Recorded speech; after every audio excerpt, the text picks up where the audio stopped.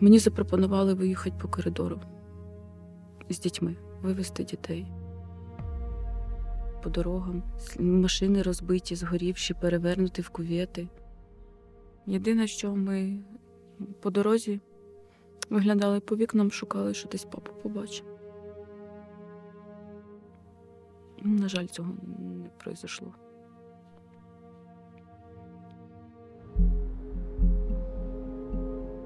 Це Буча.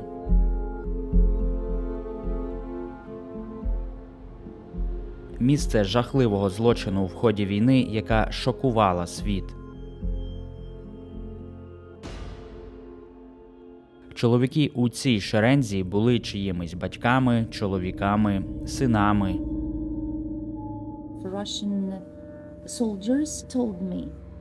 Російські солдати сказали мені: не дивися на них, вони не люди, це бруд. Мого чоловіка, в нього кожен палець був побитий, покручений по цей. Це ж вони наскільки мучили і приносили страждання йому. Вони зіткнулися з нестерпними труднощами. Я йому казала: синочка, ти не знаєш, що таке війна, ти ніколи зброю не тримав в руках. Він сказав: я або не я. Але це також неймовірна історія про виживання. І хвилююсь, і переживаю це заново. І заповіт сили любові, коли це єдине, що лишилося. Коли ніхто не чує, завжди говорю. Звертаюсь до нього.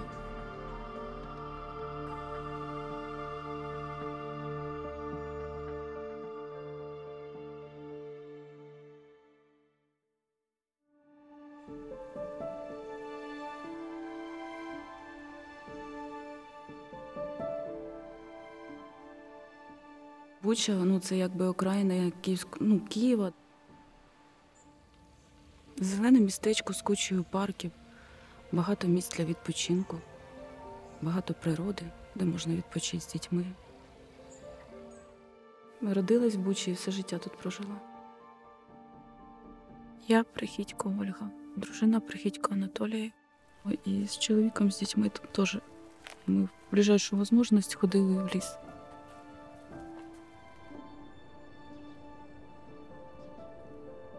У нас 2 прекрасних донечки.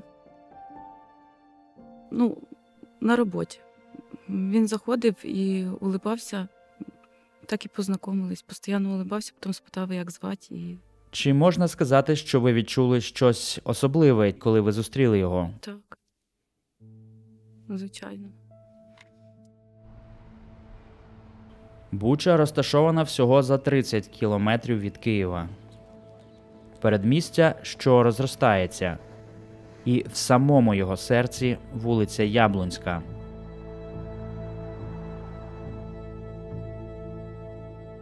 Розташований на ній склозавод допоміг створити тут процвітаючу спільноту у радянські часи.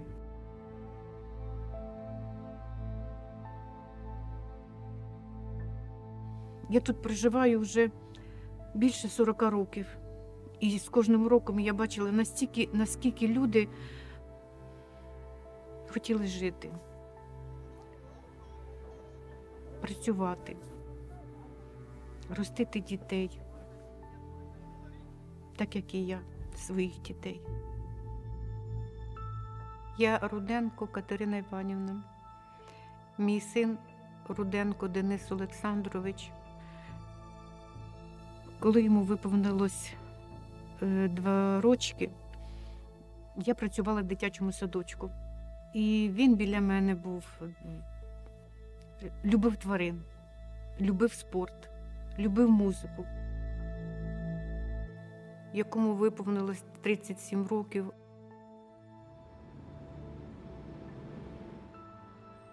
Для молодих пар, що закладали своє майбутнє у Бучі, тут зводили нове житло.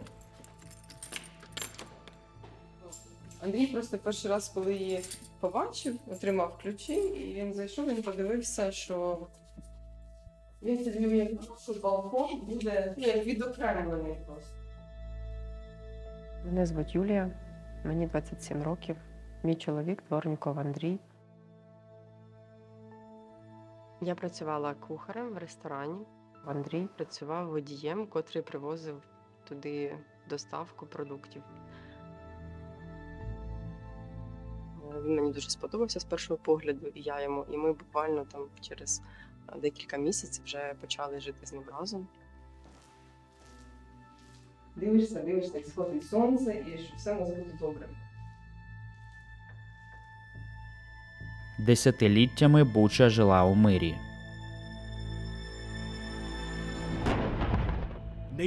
За словами представників НАТО, Росія розгорнула найбільше своїх військ у Білорусі від часів Холодної війни. Навіть коли на українському кордоні почала наростати напруга, Юлії та Андрію Дворніковим вторгнення здавалося далеким.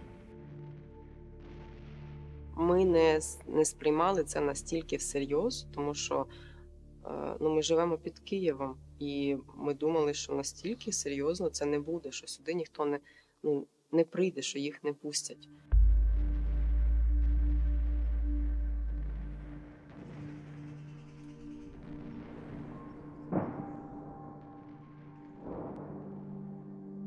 О 4-й годині, якщо не помиляюся, 35 хвилин, десь може о 5-й годині, ми почули вибухи.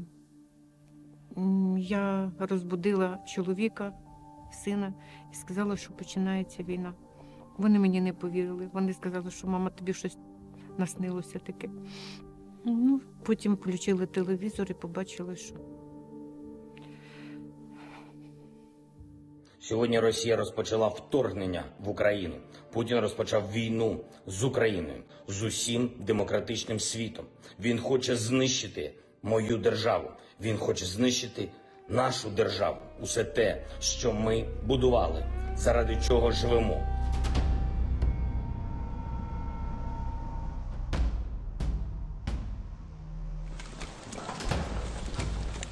Росіяни висадилися зненацька, намагаючись захопити столицю – Київ. Елітні сили десантників розгорнули раптовий напад всього за 5 кілометрів від Яблунської вулиці. Я вже коли їхала додому, годині о 3-й, добиралась додому. Теж той час, який мала доїхати за 15 хвилин, я добиралась 3,5-4 години. І літаки над головою літали.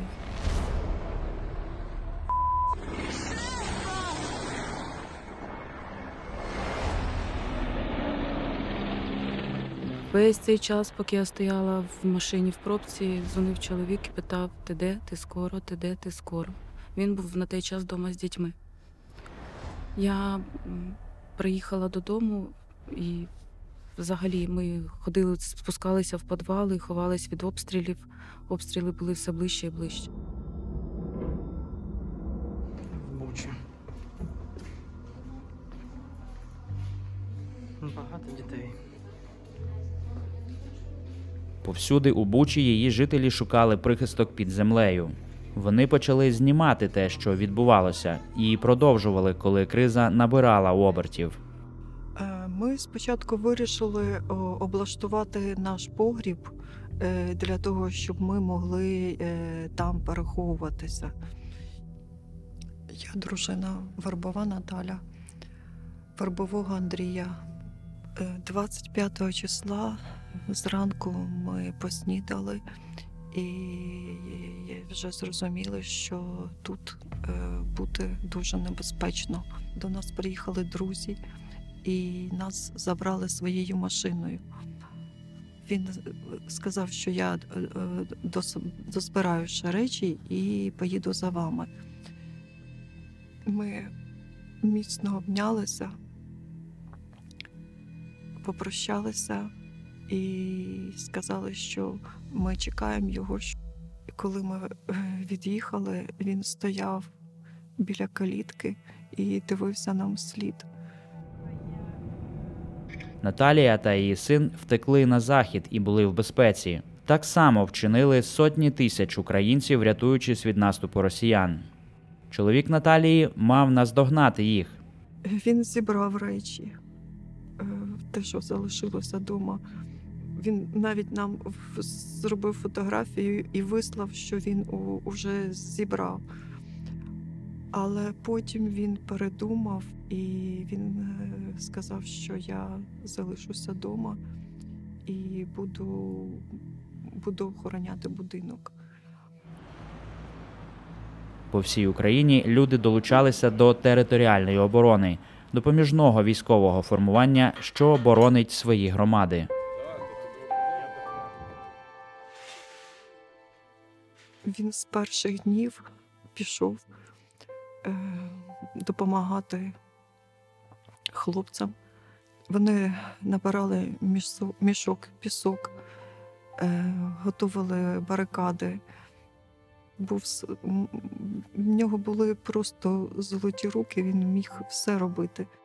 Чоловік Наталії приєднався до підрозділу оборони, який сформували друзі та сусіди з вулиці Яблонської. Чоловік Юлії, Андрій Дворніков, що працював водієм служби доставки, був єдиним із них, хто мав військовий досвід. В перший день він знав, що він йде. Він мав туди йти, він мав там бути, він знав, що він має там бути, він має бути на війні. Пліч-опліч з ним близький друг і батько 2 дітей Денис, механік із місцевої автомайстерні. Я йому казала: синочка, ти не знаєш, що таке війна, ти ніколи зброю не тримав в руках, ти нічого не розумієш. Але його зупинити не можна було. Він сказав: я або не я. Чоловік прийшов і повідомив про те, що він йде до тероборони. Я просто почала його тепло вдягати. На той час я зрозуміла, що я його не зупиню. До їхнього підрозділу приєднався і водій таксі Іван Скиба. Було бажання якось там згуртуватися усім разом, тобто все время на ногах. Тобто, в основному ми прокладували шлях людям, які виїжджали в евакуацію.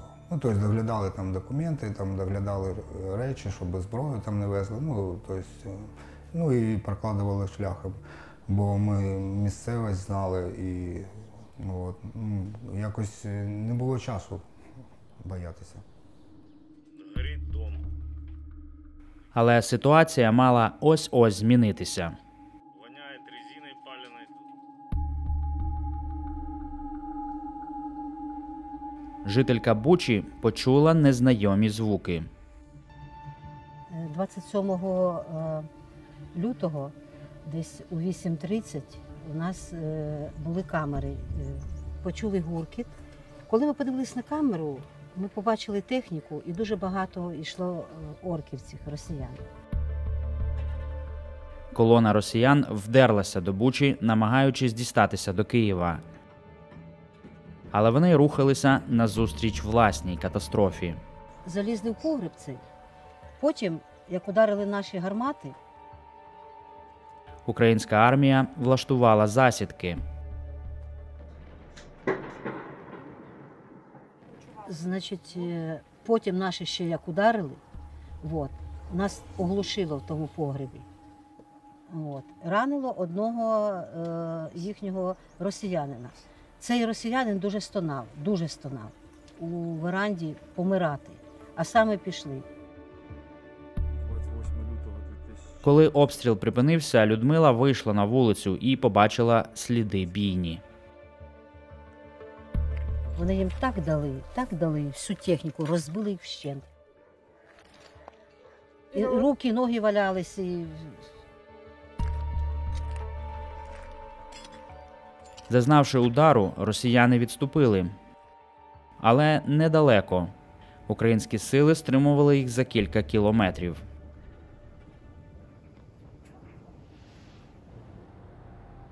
Територіальна оборона працювала на блокпостах. Серед них і чоловіки вулиці Яблонської, що допомагали сусідам. Прийшов аж до нас 2 числа сюди підвал.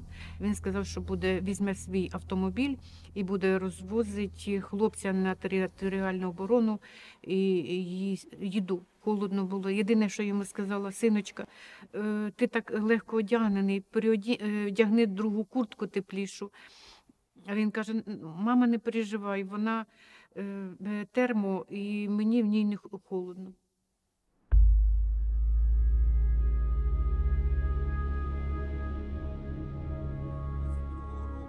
Піднімаємо український прапор над містом. Здавалося, ніби небезпека минула. Того ранку місцева влада навіть відсвяткувала визволення Бучі. Але поруч вже наступав ворог.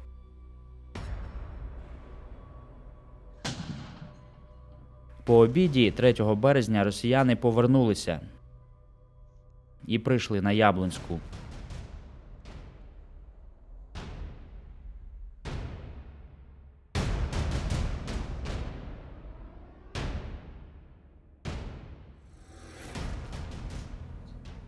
Ховаючись за вікнами, деякі мешканці зафіксували цю мить. Годині о 3 ми вже почули дуже близько вибухи. Я виглянула в вікно на балкон і побачила в стороні завода дим. І знаючи, що він десь поруч, я почала йому телефонувати. Він не відповідав на дзвінки взагалі. Від нього дзвінка не було, і я ввечері зателефонувала. Ніхто трубку не брав. 2 чи 3 рази набрала, але ніхто не відповідав. Вранці зателефонувала, він скидав виклик. Я ще раз набираю, він скидає виклик, я знову набрала, він скидає виклик. Зв'язок був з моєю мамою в 9:30. Він сказав, що він дуже любить маму, любить мене і нашого сина Романа. Він говорив пошепки і просив більше не телефонувати. Розмова була дуже коротка, він говорив пошепки, смс, дзвінки, фото, все видали з телефону. І нас взяли в кільце. Як тільки буде така можливість, я буду вибиратись. Він перетелефонував і ще потім сказав, що він не може на даний час розмовляти, бо їх можуть почути. Але це було так тихо. Ми ховаємося, він сказав. О 10 годині ранку він мені прислав повідомлення, поки сидим.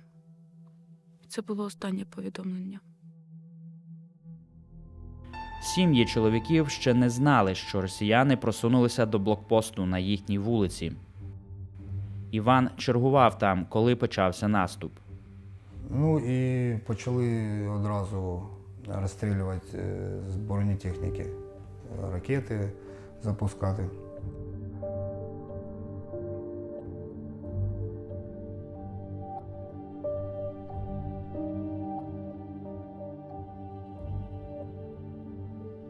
Останнє, що я бачив, це цивільна машина, в яку залетіла ракета, і вона одразу стала горіти.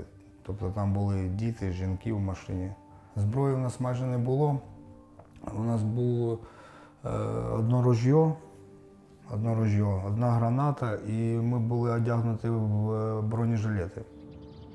Росіяни мали і чисельну перевагу, і в озброєнні, тож чоловіки вирішили заховатися у будинку під номером 31 на Яблунській.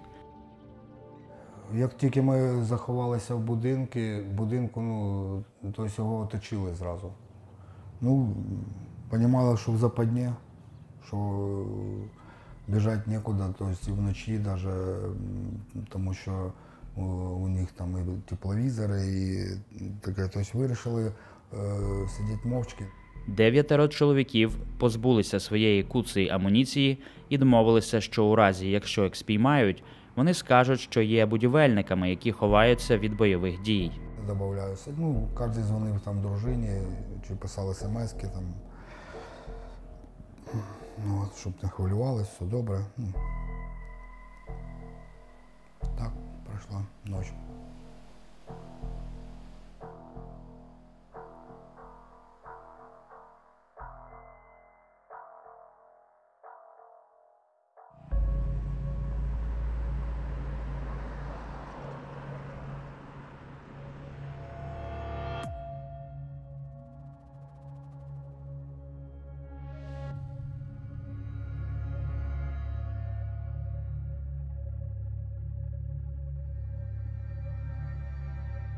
Того ранку російські військові вломилися до будинку і затримали 9 чоловіків.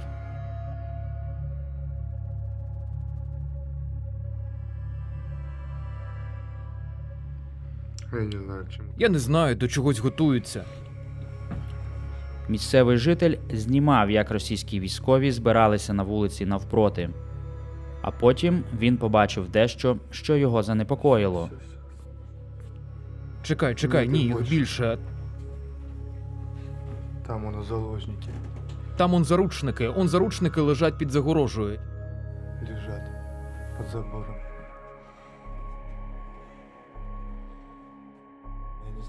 Я не знаю, чи їх видно, щойно вели. Воно сидять під забором. Да, воно під забором. Раз, два. Рівно сидять під загорожею. 1, 2, 3, 4, 5, 6. Там вони заручників пороздягали фактично. Воно стоїть, там заложники лежать внизу з них. Там заручники лежать внизу, з них верхній одяг познімали фактично, окрім штанів, голі спини. Спини, я не знаю, якщо видно. Ну, вони зняли куртки всі з нас, обувь, і почали дивитися на тілі на наявність татуювань. Чоловіків привели на Яблунську 144. Спустілий офіс став базою росіян в окупованій Бучі. Івана та інших чоловіків змусили вклонитися, просунувши голову під цю жердину. Потім вони почали нас допитувати, ще хто ми, що ми. Тобто ми казали, що ми цивільні, що при цьому там постійно то прикладом, то те саме били. І що ми корректировщики, і, ну, в общем, що ми якби партизани партизанського руху. За словами Івана, вони висмикнули одного чоловіка і застрелили його, щоб злякати інших. Це спрацювало. Інший чоловік зізнався, сказавши росіянам, що вони усі входили до тероборони. Після цього вони почали нас пинати ногами. От. І ну, за те, що ми обманули їх. Гірше було попереду. Чоловіка Наталії Андрія Вербового забрали всередину будівлі з Іваном. Мені зв'язали руки скотчем. Поставили на коліна, одягли мені відро на голову, вперли в стіну головою і почали накладати мені на спину кирпичі, поки я не впав, поки я там не притомнив. Росіяни були переконані, що дехто з місцевих повідомляв українській артилерії про їхні позиції. Також їх продовжували обстрілювати. Того дня людей збирали по всій Яблунській і везли на нову базу, щоб встановити їхні особи. Жінка на ім'я Люся була серед них.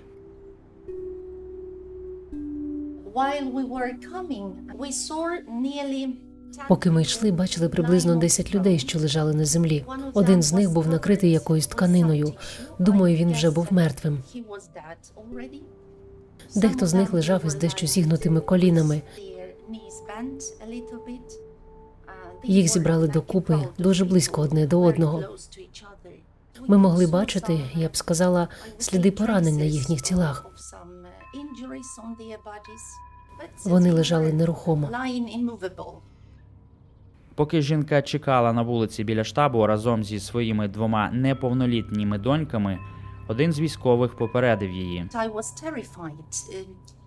Мене нажахала фраза одного з солдатів, який сказав нам: «Одягніть на голови донькам якісь шапки, аби вони не бачили те, що ви зараз побачите. Бо те, що вони побачать, залишиться у них в головах назавжди». Люся каже, що приблизно через 2 години її та інших мешканців відправили додому. Затримані чоловіки лишилися наодинці з росіянами. Один з командирів сказав нам не дивитися на людей, що лежали на землі, і що вони не люди, вони абсолютний бруд, тварини.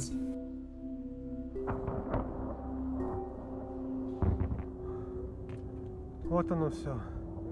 Війна. Ось воно все, війна. Все горить. Все палає. Дом наш горить. Дім наш горить. Ось він. Вот он. Місяць Буча перебувала під російською окупацією. З лише короткими гуманітарними коридорами для тих, хто хотів поїхати. Решту часу будь-яка спроба виїхати була смертельно небезпечною.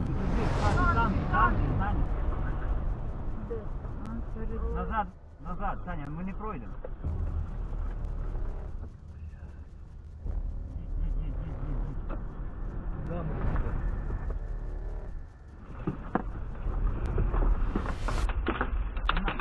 Вон, вниз! Таня, быстрее!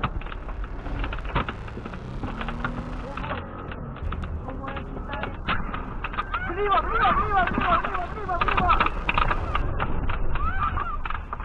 Ті, хто лишився, опинилися у пастці. Без електрики, живучи посеред постійних боїв.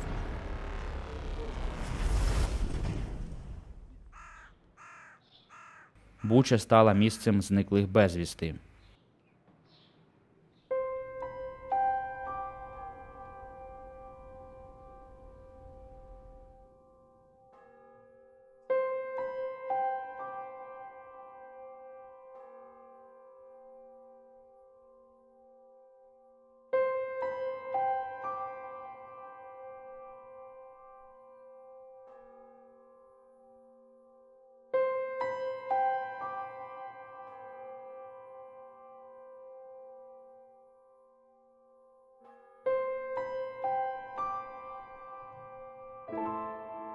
Я зателефонувала в тероборону в нашу міську Бучанську. Вони мені сказали, що хлопці попали в окупацію і, можливо, вони попали в плен. Я почала писати смс-очки вранці або ввечері. Синочка, при можливості, якщо буде як така нагода, передзвони мені чи напиши смс-очку. Я тебе дуже прошу. Я молюсь за тебе. Я ходила, шукала його, запитувала у всіх, хто взагалі ніхто нічого не знав. Тільки надія на те, що він живий, що він повернеться. В будь-якому стані. Поранений, без пам'яті, але була надія на те, що він живий. Десь числа 5-го, можливо, 6-го мені наснився перший сон. І він стояв переді мною, і в нього був, неначе його хтось вдарив, в нього був зчесаний лоб. В нього була така якась рана. Ну, тобто це не від кулі було, а просто от рана була на лобі. І я в сні в нього тоді запитала, ти довго так не даєш про себе знати? Він каже, все нормально, я просто хотів відпочити. Через місяць українська армія змусила росіян відійти.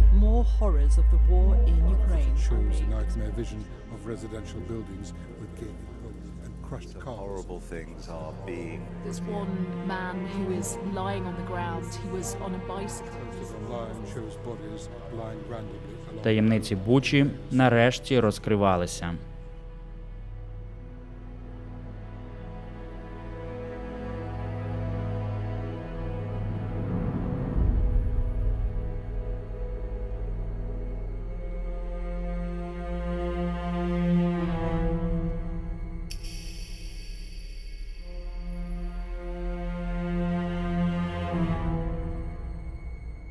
Тепер почалися пошуки.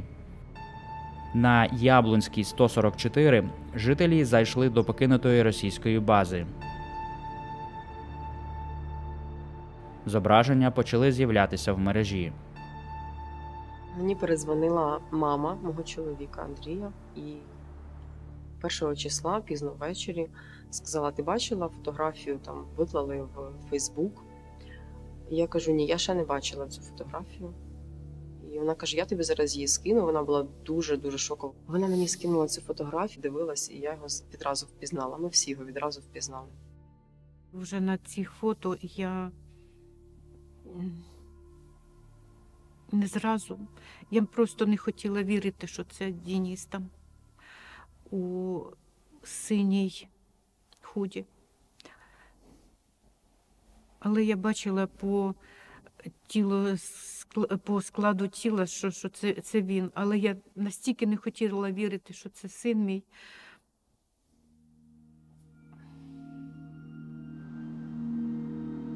На подвір'ї Яблунської 144 знайшли тіла 8 чоловіків. Образи смерті, на які важко дивитися. Вони лежали там 4 тижні у смітті, але влада перевезла тіла до того, як родини змогли їх ідентифікувати.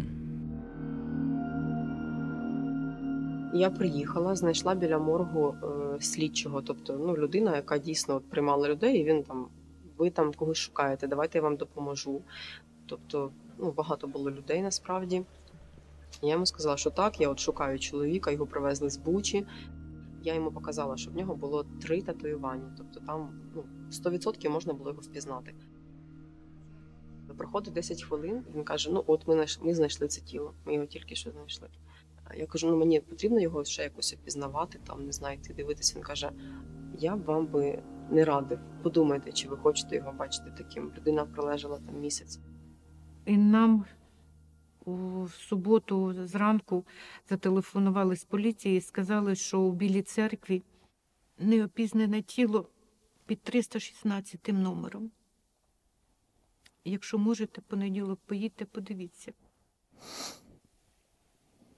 Тіло під номером 316. Це був Денис. Ми з чоловіком дивилися, але я не розуміла, що то за отвори. Стегно було прострелене.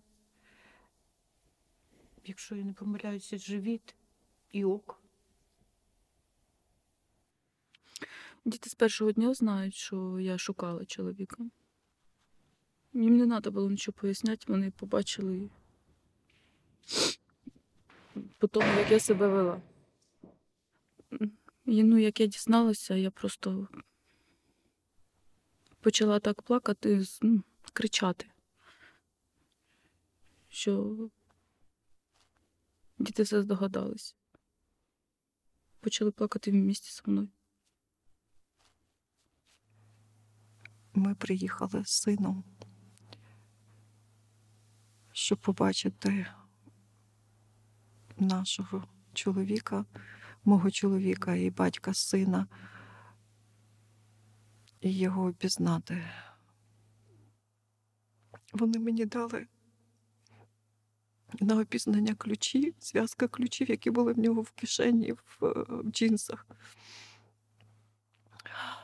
В кармані ще в нього були чеки з магазина. Коли мені відкрили ці чеки, я побачила, що це почерк мого чоловіка. Ми з ним прожили 25 років. В цьому році, в 2021-му, 16 листопада, було 25 років нашого сімейного життя.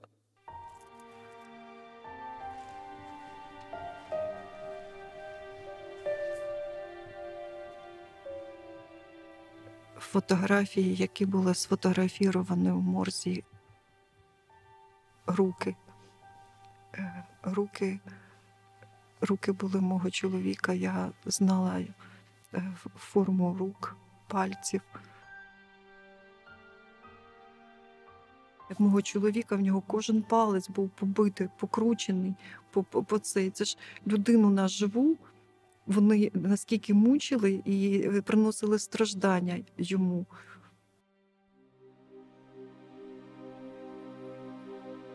Правда про те, що сталося на Яблунській 144, могла назавжди лишитися у тіні. Якби не свідчення чоловіка, що повернувся з мертвих. немножко теж і хвилююсь, і переживаю це за мною. Іван Скиба оповідає жахливу історію, яка почалася тієї миті, як їх разом з чоловіком Наталії Андрієм Вербовим привели до штабу росіян.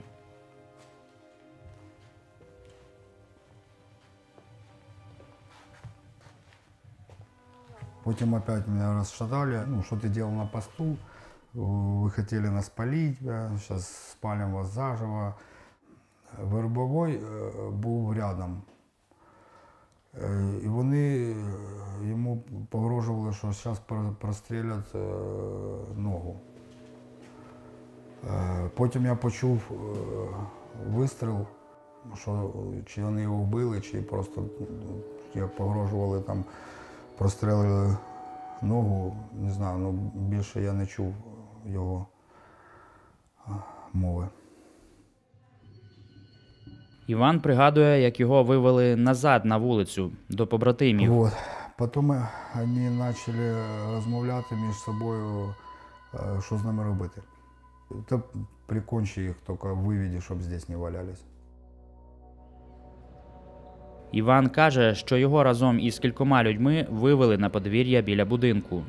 Серед них були син Катерини Денис Руденко та чоловік Олі Анатолій Прихідько.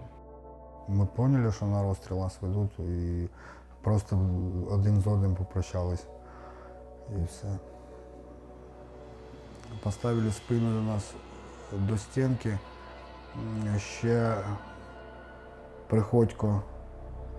Приходько хотів, може втекти хотів, він ще так, там прохід був, і він так туди одразу пішов бистрим пошаром, і його одразу застрелили. Він впав, ну і пішла стрільба хаотична. Розстріл вони цей робили з задоволенням, бо з матами там все, капець вам. Я почувствував, що в мене куля зайшла в бік, поранила, і ну, я отак от і впав, як стояв. Іван був живим, але небезпека не минула. Вони дострелювали ребят, що хто ще рухався, бо я був при свідомості, я все чув їхні розмови, там, що вон той ще живий, второй каже, да здохне, второй підходить, ну, слышу вистріл, бах. То я лежав, не дишав, бо було холодно на вулиці, пара з рта йшла. І не дишав, не шевелився, і в той же час ждав вистрілу в себе. Приблизно через 15 хвилин вбивці пішли. Коли стихло за углом, ну, вони пішли, я розплутав руку зі скотча, побіг через забор, сів в кусти понад забором, пішов далі. Тобто я переліз один забор, другий, третій, у мене вже сил не вистачило перелізти там подвір'я, і вирішив сховатися в будівлі, ну, в домі. Іван вижив.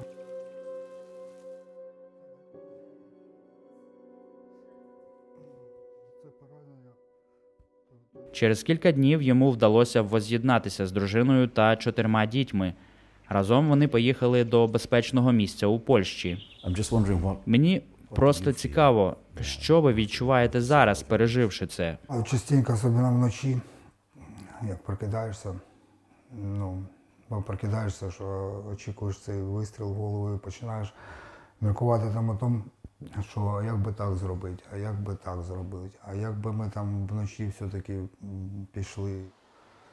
Мене що спасає, що рядом дружина, дитина, і що я, ну, заспокоюсь з нею.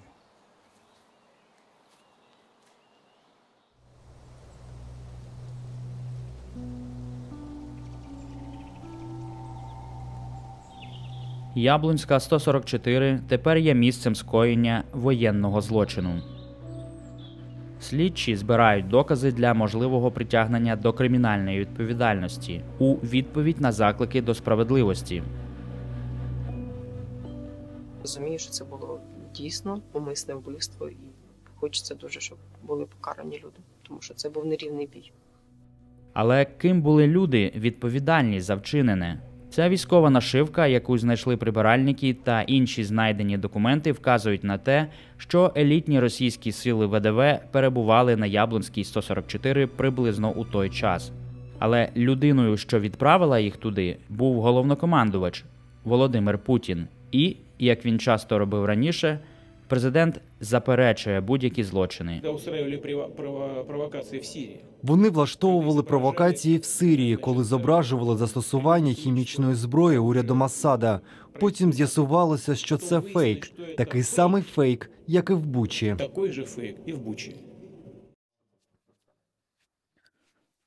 Я просто хочу, щоб ті люди, які це зробили, відчули те, що відчуваю зараз я.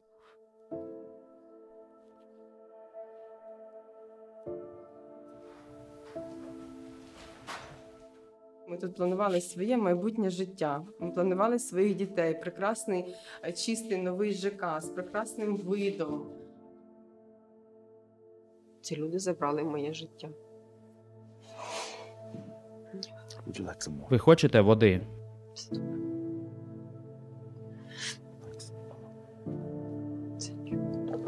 Ні, все добре. Скажіть йому, що все добре, я це маю пережити просто.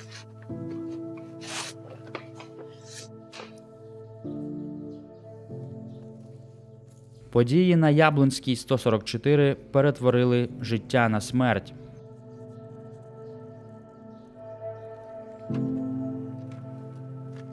Щасливі оселі на місця скорботи. Але Буча лишається домом, де всюди є нагадування про втрату.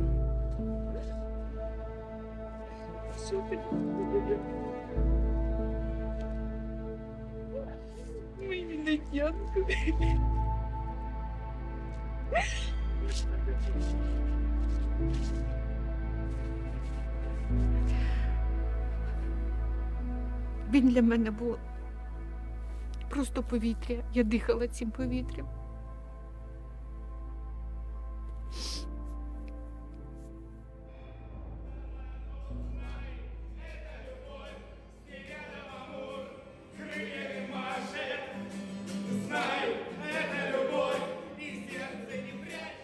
А Денис був завжди такий. Він ніколи не був сумним. Він не може стояти на місці. Йому треба щось крутити, щоб музика грала, танцює, щоб анекдоти розказує. Щось. Да. Але щоб музика завжди була. Да.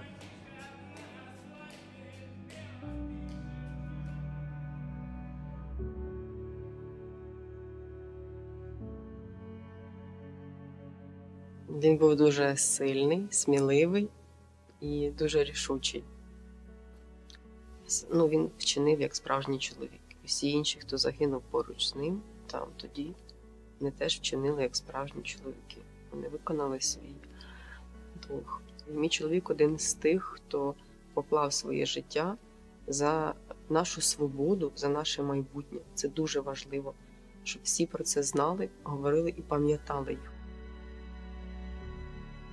Андрій був чоловіком, він був мені другом, партнером. Перше, що мені сподобалося, в нього була дуже гарна посмішка. І гарна посмішка з гарними зубами. Була посмішка щира. І він був такий все життя.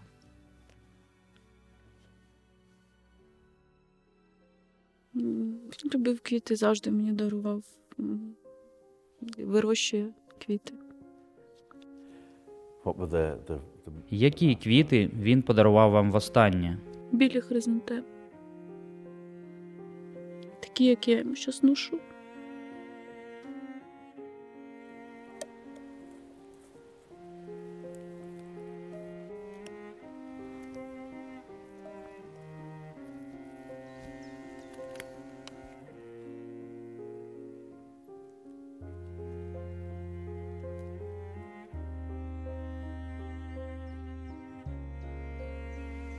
Коли ніхто не чує, завжди говорю. Звертаюсь до нього.